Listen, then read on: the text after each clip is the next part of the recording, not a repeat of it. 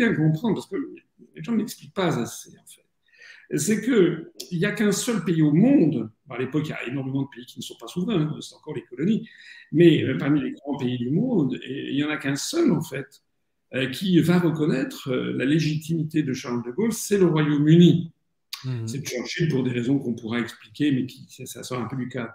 En revanche, tous les autres pays du monde, du moins les pays souverains, vont reconnaître la légitimité du régime de Vichy, à commencer par Pétain.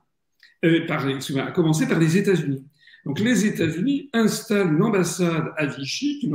Donc les Américains et Roosevelt ont toujours refusé de reconnaître ce qu'avait fait le Royaume-Uni, c'est-à-dire de reconnaître la légitimité de la France libre. Et ils ont envisagé 2 fois d'assassiner le général de Gaulle, avec des collaborateurs français comme Saint John Perse, qui est pourtant un très grand poète, mais qui pour le coup était tout à fait favorable à un assassinat, à une élimination physique de Charles de Gaulle. Lorsque de Gaulle va à Londres, d'ailleurs, Alexis Léger, c'était le nom civil de Saint John Perse que vous citez, était diplomate à Londres, il s'en va. Et il demande à s'en aller. Et de fait, il y avait un certain nombre de diplomates, aussi bien à Londres, mais surtout aux États-Unis, qui rencontraient régulièrement Roosevelt pour lui dire pique-pendre de Gaulle. Hein. C'est tout à fait avéré. Donc, bon, les États-Unis n'étaient pas les seuls. Il faut rappeler qu'à l'époque, en 1940, l'URSS reconnaît aussi le régime de Pétain, puisqu'il y a le pacte Ribbentrop-Molotov, hein, donc ce sont des alliés. À l'époque, il faut aussi comprendre que l'Italie de Mussolini, l'Espagne de Franco, le Portugal de Salazar, la Hongrie du régent Horthy, le Japon militarisme, tout ça, tous ces États reconnaissent diplomatiquement le régime de Vichy. Et donc, il faut bien voir que les États-Unis d'Amérique étaient du côté des puissances qui refusaient de reconnaître de Gaulle. Et les États-Unis et Roosevelt a refusé de reconnaître de Gaulle jusqu'au mois d'août 1944. Hein. On parlait tout à l'heure, lorsque le 6 juin 1944, les troupes anglo-américano, canadienno, etc. Il y a d'autres australo, néo-zélando, etc. Il y a aussi quelques Français qui vont y participer, font le débarquement du 6 juin 1944. Les Américains et les Anglais, à la demande de Roosevelt, n'en disent pas un mot à De Gaulle. Et De Gaulle est réveillé en pleine nuit, on lui apprend que le débarquement a commencé sur les plages de France. De Gaulle fonce voir Churchill, il engueule Churchill, il lui passe un savon, Churchill se met lui aussi à gueuler, et c'est là que Churchill dit à De Gaulle, qu'est-ce que vous voulez que je vous dise, entre le continent et le grand large, nous choisirons toujours le grand large.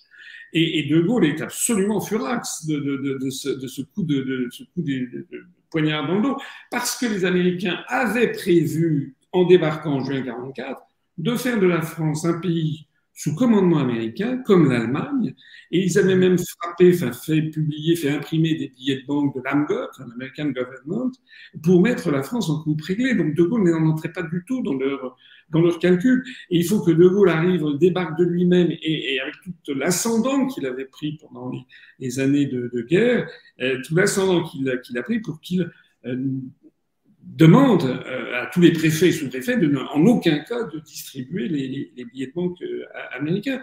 De Gaulle explique d'ailleurs dans les mémoires de guerre aussi, tout ça c'est absolument inconnu des Français. De Gaulle explique dans les mémoires de guerre que au moment de ce que nous on appelle la libération, les Américains avaient un plan très précis, c'était surtout pas De Gaulle. Il fallait surtout pas De Gaulle. Il fallait toujours mettre face à De Gaulle quelqu'un. Donc il y a eu Darlan, après ça il y a eu le général Giraud. Donc les Américains ont fait ça avec De Gaulle en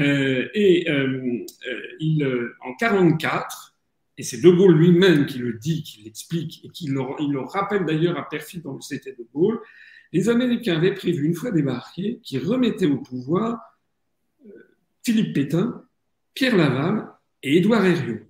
Et ils étaient convenus de ça avec Allen Dulles, qui était à la tête de l'OSS, qui allait se transformer en CIA quelques années après, qui étaient les services secrets américains, et Allen Dulles avait sa résidence à Genève, et ils avaient mis ça également de concert avec l'ambassadeur d'Hitler à Paris, von Abetz, Otto von Abetz, celui-là même qui a empêché la destruction de Paris qu'avait demandé Hitler, et De Gaulle dit en riant, mais c'est un rire jaune, il dit que en fait tout était prévu comme ça, et que c'est De Gaulle dit à Perfit, C'est Hitler, quand il a appris ça, qui a dit de quoi, il a tout nettoyé, il a renvoyé Herriot en prison, il a fait venir à Sigmaringen, Laval et Pétain. C'est-à-dire qu'au sein même des troupes nazies, il y avait des gens qui déjà regardaient vers l'ouest, hein, qui déjà avaient basculé, et les Américains voulaient maintenir Pétain, Laval et Édouard Herriot au pouvoir contre De Gaulle. Il faut le savoir. Hein. C'est pour ça d'ailleurs que De Gaulle a refusé le 6 juin 1964, quand il était président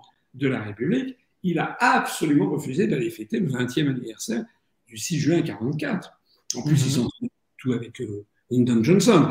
Donc, alors, lisez le C'était De Gaulle, vous verrez que les ministres de Gaulle, les uns après les autres, viennent vous le voir en disant « vous ne pouvez pas faire ça, mon général, c'est les 20 ans du débarquement ». Et De Gaulle dit « non, non, c'était pas le débarquement des Français. Les Américains voulaient nous mettre sous coupe réglée.